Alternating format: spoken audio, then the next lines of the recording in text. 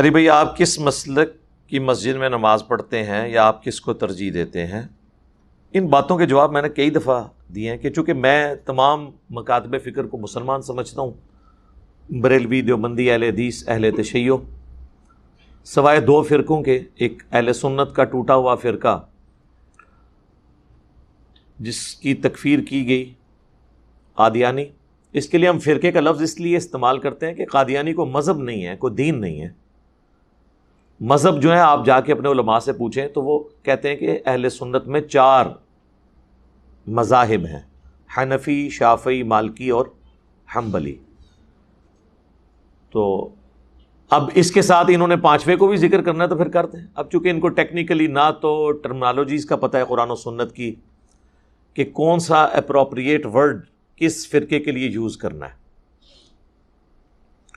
تو مذہب کا لفظ قادیانیوں کے لیے ہم یوز نہیں کر سکتے۔ وہ کوئی اسکول آف تھاٹ ہمارا نہیں ہے، وہ ایک فرقہ ہے جو اسلام سے ٹوٹ کے الگ ہو گیا۔ فرق کہتے ہیں مین جڑ سے ٹوٹ کر الگ ہونے والے کو، مذہب نہیں ہے۔ مذاہب تو آلریڈی بریلوی، دیوبندی، اہل حدیث، یہ سارے مذاہب ہیں، حنفی، شافعی، مالکی۔ یعنی مذہب کہتے ہیں چلنے کے راستوں کو، مسالک کے لیے بھی کا لفظ بھی استعمال ہوتا ہے۔ تو چونکہ انہوں نے ایک ختم نبوت کے مسئلے میں بہت بڑا اختلاف کیا، اس وجہ سے ان کی تکفیر کی گئی، ہم انہیں کافر سمجھتے ہیں۔ اور دوسرا فرقہ جو اہل تشیع میں سے نکلا ہے، نوسیریہ، جو ہمارے سب کانٹیننٹ میں تو نہیں ہے لیکن شام کے اندر وہ موجود ہیں۔ اب سب کانٹیننٹ میں بھی ان کی کافی سارے ذاکرین نے آ کے ممبر سنبھال لیا ہے، جس کی وجہ سے علماء پریشان ہیں۔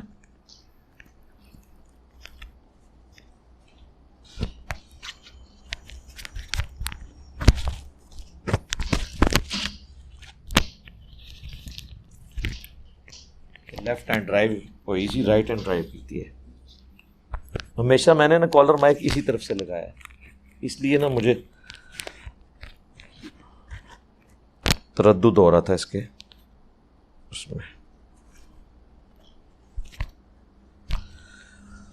دروشی پڑھیں، اللہم صلی علی محمد وعلی آل محمد۔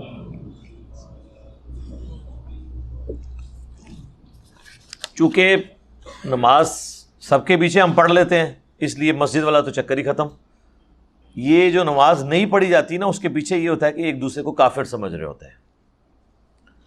مسلمان بالکل نہیں سمجھتے، ورنہ نماز پڑھ لیں۔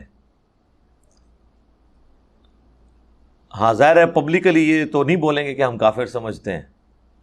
آج کل تو رد الفساد اور ضرب عضب کی وجہ سے لوگوں کے لیے پریشانی ہے، ورنہ تو پہلے آپ کو پتہ ہے کہ ہمارے ٹوائلٹس کے اندر چاکنگ ہوئی ہے شیعہ کافر کے نام سے، کیا یہ نہیں ہوتا رہا؟ اور اس ویڈیو کی وساطت سے میں اپنے بھائیوں کو بھی ریکویسٹ کروں گا کہ اگر آپ کو کوئی کسی مسجد میں نماز پڑھنے سے یا رفع الیدین کے ساتھ سنت کے مطابق نماز پڑھنے سے روکتا ہے، تنگ کرتا ہے، کسی سے الجھنے کی ضرورت نہیں ہے۔ ایک سادہ کاغذ کے اوپر اپنی ہینڈ رائٹنگ کے ساتھ اپلیکیشن لکھ کے قریبی تھانے کو دیں، آپ دیکھیں وہ مولوی آپ کے قدموں میں گرے گا آ کے، جتنا بڑا مرضی وہ ڈان ہوا۔ اب ان کے لیے جائے پناہ نہیں پاکستان میں انشاءاللہ تعالی۔ تو آپ نے ان ڈائریکٹ تو الجھنا ہی نہیں ہے۔ یہ اکثر لوگ کہتے ہیں نا جی وہ مولوی صاحب تنگ کرتے ہیں، منع کرتے ہیں۔ ان کے باپ کی مسجدیں یا تو لکھ کے لگائیں یہ مسجد ہماری ذاتی جاگیر ہے، صرف ہمارے فرقے کا بندہ نماز پڑھے گا۔ یہ تو ضرور لکھا ہوتا ہے انہوں نے کہ یہاں پہ خطیب یا امام فلاں فرقے سے ہوگا، یہ کسی نے نہیں لکھا ہوتا کہ یہاں پہ نماز صرف فلاں فرقے کے لوگ پڑھیں گے۔ یہ کہیں آپ نے دیکھا ہے کسی مسجد میں لکھا ہوا؟ تو اس کا مطلب کیا ہے کہ وہ اس چیز کو مانتے ہیں کہ ہم سب کو الاؤ کریں گے۔ تو جب تنگ کرے آپ کو کوئی، سادہ اپلیکیشن لکھ کے نہ تھانے میں دیں، نام لکھ دیں اور کہیں کہ جی یہ اس طریقے سے مجھے تو، اور ہم نے یہ پریکٹیکلی لوگوں سے کروایا۔ آج کل تو آپ کو پتہ ہے تمام مکاتب فکر کی جو وہ نان اسٹیٹ ایکٹر تنظیمیں بنی ہوئی تھی نا، ساری کی ساری اس وقت جو ہے نا وہ لائن حاضر ہوئی ہوئی ہیں، ایک ایک کر کے سب کالعدم ڈکلیئر ہو رہی ہیں اپنی حرکتوں کی وجہ سے۔ میں تو اس حق میں نہیں کہ کسی تنظیم کو کالعدم ڈکلیئر کیا جائے، لیکن ان کو بھی اپنی حرکتوں کے اوپر غور کرنا چاہیے۔ کیوں اپنی اس قسم کے پولیٹیکل ایکٹیویٹیز کے ساتھ پیرلل میں اس قسم کے نان اسٹیٹ ایکٹر بھرتی کر کے تو وہ اس قسم کی ایکٹیویٹیز پرفارم کرتے ہیں۔ لہذا مساجد ساری اللہ کی ہیں،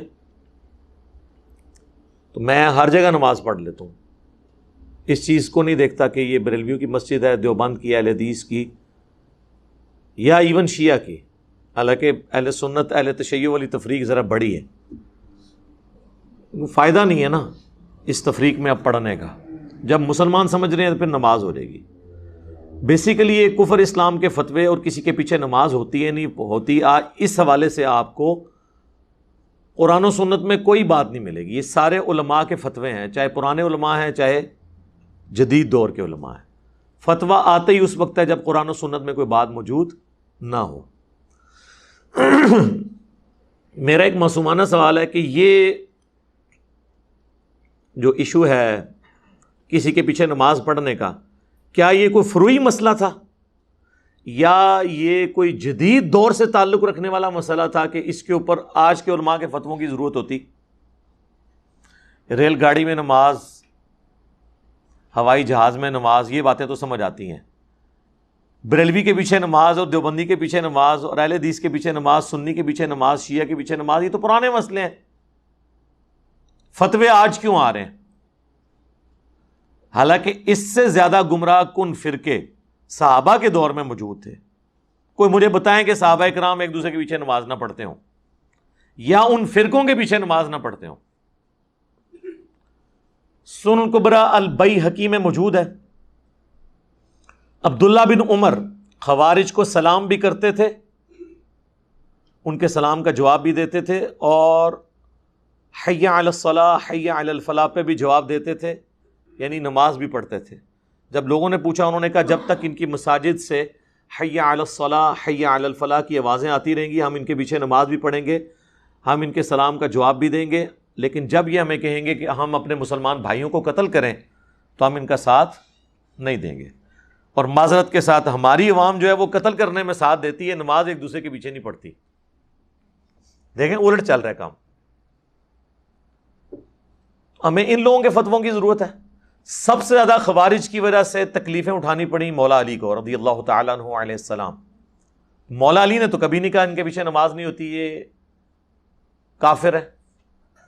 المصنف ابن ابی شیبہ میں موجود ہے، جب حضرت علی سے پوچھا گیا خوارج کے بارے میں تو انہوں نے فرمایا، پوچھا گیا کیا یہ منافق ہے؟ انہوں نے کہا منافق تو نہیں ہے، اگر منافق ہوتے تو اللہ کا ذکر بہت کم کرتے، جس طرح قرآن میں ہے کہ منافق تو تھوڑا اللہ کا ذکر کرتے ہیں، یہ تو بڑی لمبی نمازیں پڑھتے ہیں۔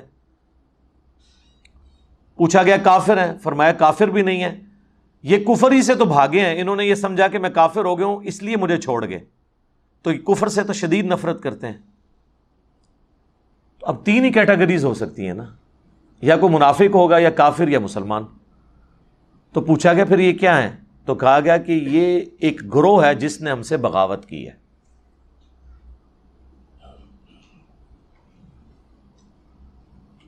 تو یعنی مولا علی نے اس گروہ کو باقی گروہوں کی طرح ایک گروہ سمجھا جنہوں نے بغاوت کی خلیفہ برحق کے خلاف۔ تو بغاوت صرف اہل نہروان اور خوارج نے تو نہیں کی، اہل صفین نے بھی بغاوت کی، اہل جمل نے بھی بغاوت کی، تو اسی کیٹیگری میں رکھا ہے۔ اور آپ کو مزے کی بات بتاؤں، سنن نسائی الکبریٰ کے اندر حدیث موجود ہے، المستدرک للحاکم کے اندر موجود ہے، مسند امام احمد میں موجود ہے کہ اللہ کے محبوب صلی اللہ علیہ وآلہ وسلم ایک دفعہ اپنی زوجہ محترمہ کے گھر سے نکلے اور آپ کی جوتی راستے میں ٹوٹ گئی، تو آپ نے وہ اپنی جوتی اتار کے مولا علی کو دی گانٹھنے کے لیے، تو سیدنا علی وہیں پہ بیٹھ کے اس جوتی کو گانٹھنا شروع کر دیا۔ نبی علیہ السلام تھوڑی دیر تو چلے، پھر آپ سائڈ پہ رک گئے سیدنا علی کے انتظار کے لیے، اور پھر حضرت علی کی غیر موجودگی کو غنیمت سمجھتے ہوئے نبی علیہ السلام نے اپنے باقی اصحاب سے کہا کہ دیکھو اللہ تعالیٰ نے مجھے نبی بنا کر مبعوث کیا، ایز اے لاسٹ ریزارٹ مجبوراً مجھے اپنے قبیلے کے لوگوں کے خلاف ان کے کفر کی وجہ سے تلوار اٹھانی پڑی، قرآن کی تفسیر کی خاطر کافروں کے خلاف مجھے تلوار اٹھانی پڑی. لیکن تم میں ایک ایسا شخص ہے جسے قرآن کی تعبیر کی خاطر مسلمانوں کے خلاف تلوار اٹھانا پڑے گی. اب یہ بہت بڑی بات تھی، وہ کام جو نبی علیہ السلام نے نہیں کیا، یعنی مسلمان کے خلاف تلوار اٹھانا، لیکن آن دا بہاف آف پرافٹ حضور کے بعد وہ کام کسی اور نے کرنا تھا. تو سیدنا ابو بکر نے کہا یا رسول اللہ کیا وہ شخص میں ہوں گا؟ آپ نے فرمایا لا.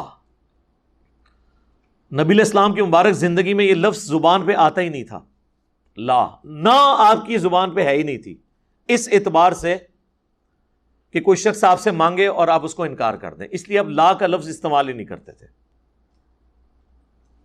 سیدنا عمر نے کہا انا یا رسول اللہ میں ہوں وہ شخص جو مسلمانوں کے خلاف قتال کرے گا قرآن کو منوانے کے لیے، جس کا ذکر سورۃ الحجرات میں ہے، اگر مسلمانوں کا کوئی گروہ باغی ہو جائے تو اس سے قتال کرو یہاں تک کہ وہ توبہ پہ آمادہ ہو. تو اس آیت کی پریکٹیکل تفسیر کیا میں نے ماننا ہے؟ تو سیدنا عمر کے سوال پہ نبی علیہ السلام نے فرمایا لا، نہیں، بلکہ وہ شخص ہے جو میری جوتیاں گانٹ رہا ہے. تو صحابہ اکرام دوڑے مولا علی کی طرف اور انہیں جا کے بتایا کہ اتنی بڑی بشارت آپ کے لیے کہ آپ نے نبی علیہ السلام کے بہاف پہ مسلمانوں کے خلاف تلوار اٹھانی ہے، ان کا قبلہ درست کرنے کے لیے، جس طرح نبی علیہ السلام نے ایز اے لاسٹ ریزارٹ کافروں کے خلاف تلوار اٹھائی. تو سیدنا علی مسکرا پڑے. صحابہ کہتے ہیں ہم سمجھ گئے کہ حضرت علی کو یہ بات پہلے سے معلوم تھی. آپ کا جو فیس ایکسپریشن تھا وہ یہ بتا رہا تھا کہ آپ کو یہ بات پہلے سے معلوم تھی. اب یہ حدیث ان کے گلے کا کانٹا ہے.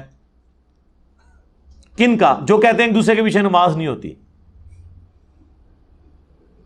کیونکہ جب ہم کہتے ہیں نا خوارج کی بات کرتے ہیں نا ان سے، تو کہتے ہیں نہیں خوارج تو کافر ہیں، ان کی مثالیں نہ آپ دیں،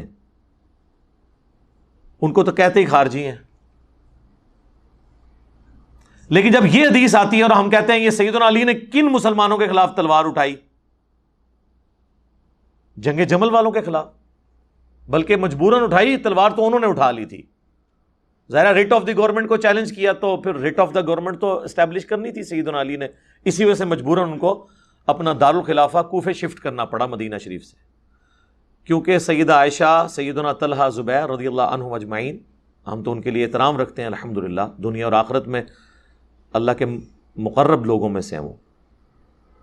ان کی غلطیوں پر ان کی نیکیاں بھاری ہیں الحمدللہ.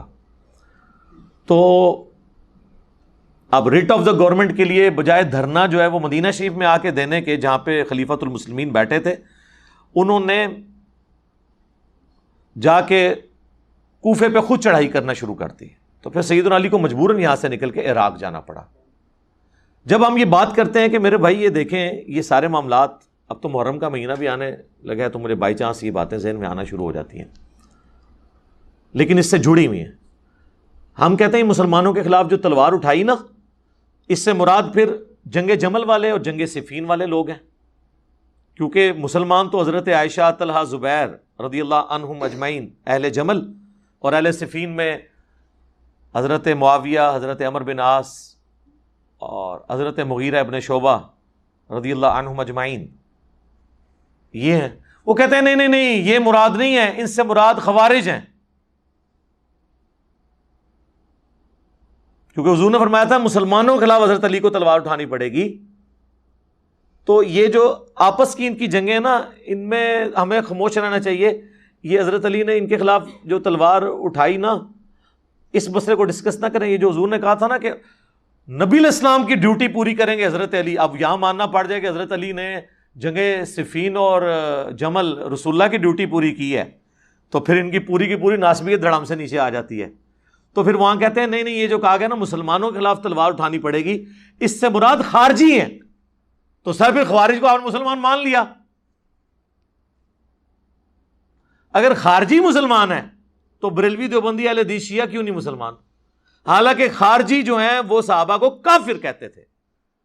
تو آج اگر کوئی کہتا ہے جی فلاں کافر، اس کی بنیاد پہ آپ اسے کافر نہیں کہیں گے، لیکن اس کی اصلاح ضرور کریں گے کہ اس کی وجہ سے کفر دون الکفر تو ہو جائے گا نا، یعنی کفر لوٹ آتا ہے جو بندہ ناحق کسی کو کافر کہتا ہے.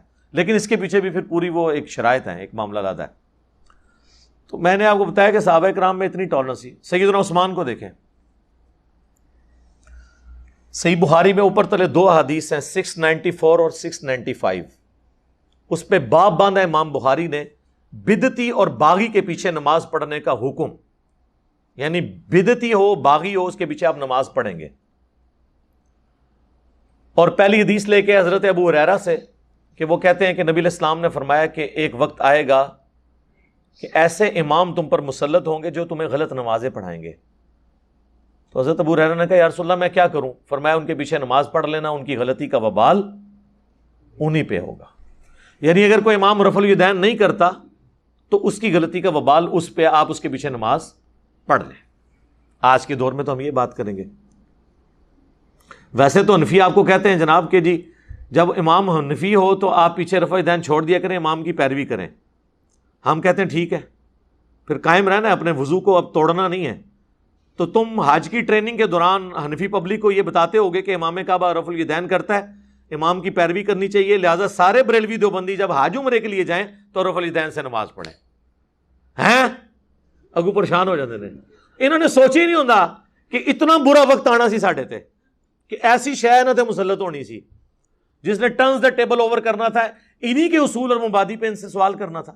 جب آپ ہمیں مشورہ دے رہے ہیں کہ ہم بغیر رفع الیدین کے آپ کے اماموں کے پیچھے نماز پڑھیں, تو آپ بھی اپنی حج ٹریننگ کی کتابوں میں ان سیشنز کے اندر لکھیں نا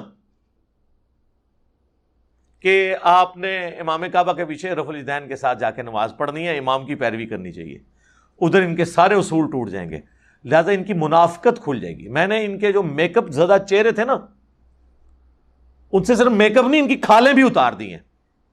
آپ کو پتہ نہیں تھا انہوں نے ماسک چڑھائے ہوئے تھے, بعض نے داڑیاں رکھی ہوئی ہیں, بعض نے داڑیاں لٹکائی ہوئی ہیں. یہ مفتیوں کی ویڈیوز نہیں آ رہی ہیں آپ کے سامنے؟ 70 سال کے مفتی کس طرح کی ایکٹیویٹیز کے اندر انوالو ہیں.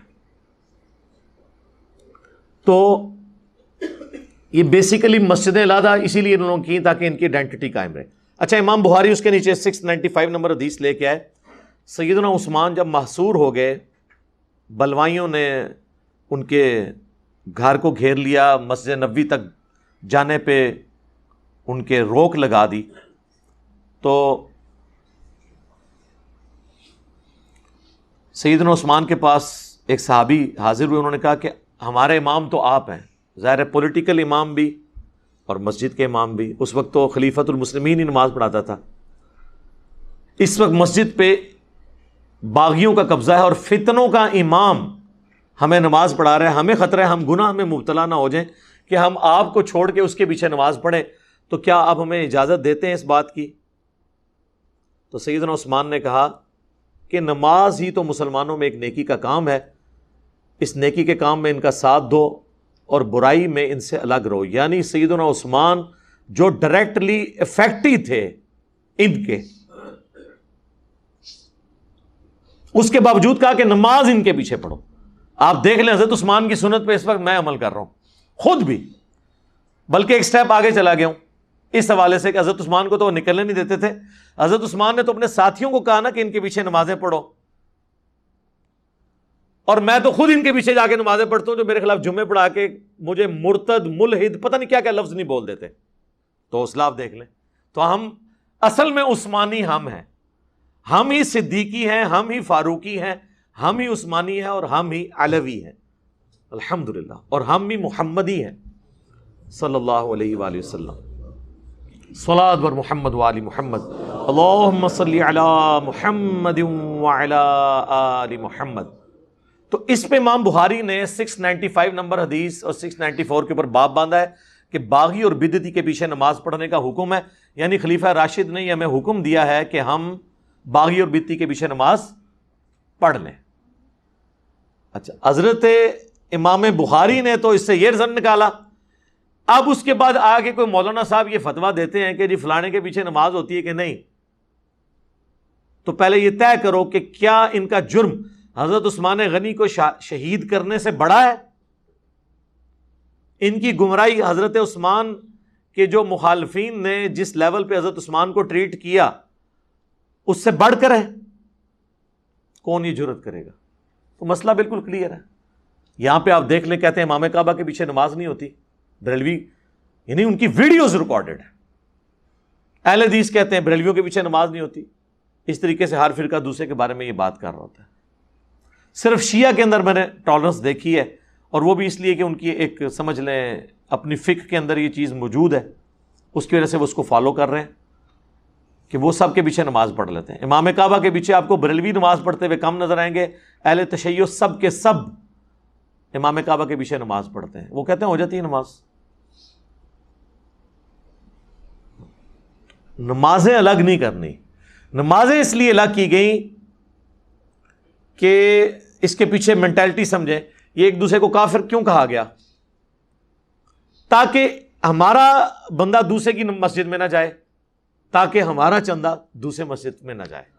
ہاں، پیچھے ریزن ہی یہی ہے، واللہ یہی ریزن ہے، ایک ہی ریزن ہے. جب تک آپ ایک دوسرے کو کافر نہیں کہیں گے تو پبلک تو مکس ہوگی. وہ کبھی قربانی کے جانور میں وہاں جا کے حصہ ڈال لے گی، کھال کسی اور کو دے دے گی.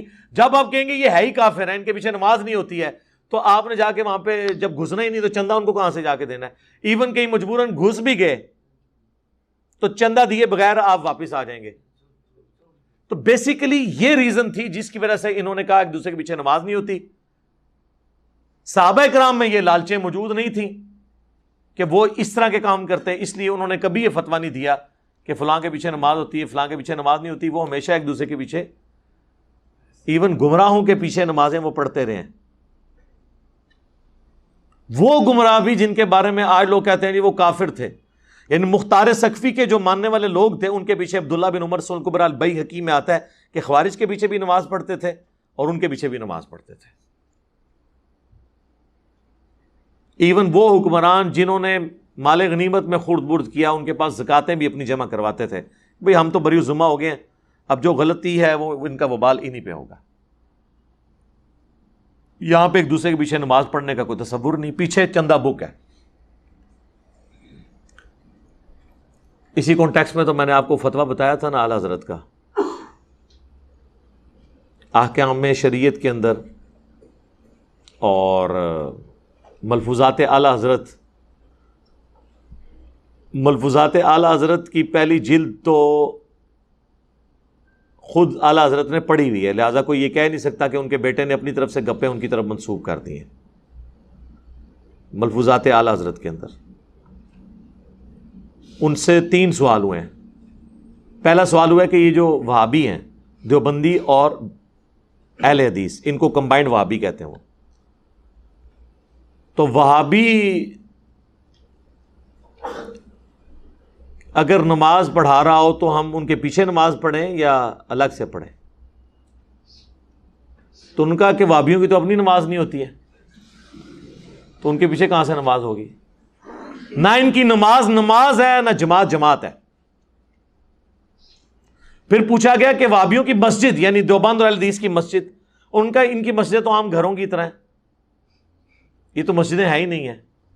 اس میں نے اعلیٰ حضرت کی تصحیح کی تھی کہ بھئی اعلیٰ حضرت کو یہ نہیں کہنا چاہیے تھا ان کی مسجدیں، کہنا چاہیے تھا ان کی عبادت گاہیں. یہ عبادت گاہیں لفظ استعمال کرتے ہیں، ظاہر ہے ایک دوسرے کے فرقے کو مسجد نہیں کہہ سکتے. ان کی عبادت گاہیں جو ہیں وہ عام گھروں کی مثل ہیں، یعنی جیسے گھر میں نماز پڑھی اسی طریقے سے ہے، کیونکہ وہ قدغن نہیں لگا سکتے. وہ بخاری مسلم میں حدیث ہے کہ اللہ نے مجھے 5 ایسی خصوصیات دی ہیں جو کسی پیغمبر کو نہیں دی. ان میں سے ایک یہ ہے کہ پوری زمین میرے لیے سجدہ گاہ ہے، کہیں پہ بھی میرے امتی نماز پڑھ سکتے ہیں. تو وہ اس کیٹیگری سے باہر نہیں نکال سکتے تھے. تیسرا پوچھا گیا ان کی اذان، تو انہوں نے کہا کہ نماز اور جماعت کی طرح ان کی اذان بھی باطل ہے، البتہ اللہ کا نام آ جائے تو آپ عز وجل یا جل جلالہ اور نبی الاسلام کے مبارک نام پہ صلی اللہ علیہ وآلہ وسلم کہہ لیں، باقی ان کی اذان بھی اذان نہیں ہے. اور بقول ہمارے خادم رضوی صاحب رحمہ اللہ تعالی، انہیں کہا چھڑو وابیاں دی کیڑی اذان ہے، یہ تو سوراں دے سور نے. ٹھیک ہے، یہ جاندے جاندے اتنا بڑا، جس طرح ہیروشیما اور ناگاساکی پہ جب ایٹم بم پھینکا گیا تھا نا، تو جاپان کے جہاز تو سمندری سفر میں، پیسیفک اوشن میں، اٹلانٹک میں کس طرح چڑھ دوڑے تھے اپنے مخالفین کے خلاف، امریکہ کے خلاف. لیکن 2 ایٹم بم گرنے سے جاپان جنگ ہار گیا. یہ ایک ایٹم بم جو گرایا ہے نا قاسم رضوی صاحب نے, چھڈ دو بھابیاں دی کیڑی گل ہے, انہاں دی اذان دا کی احترام, یہ تے سوراں دے سور, ان کی اذان کا کیا احترام, یہ تو سوروں کے سور ہیں. جیسے سور یعنی خنزیر بدترین جانور ہے, اس طرح انسانوں میں یعنی سوروں کے اندر سب سے بدترین یہ ہیں بقول ان کے.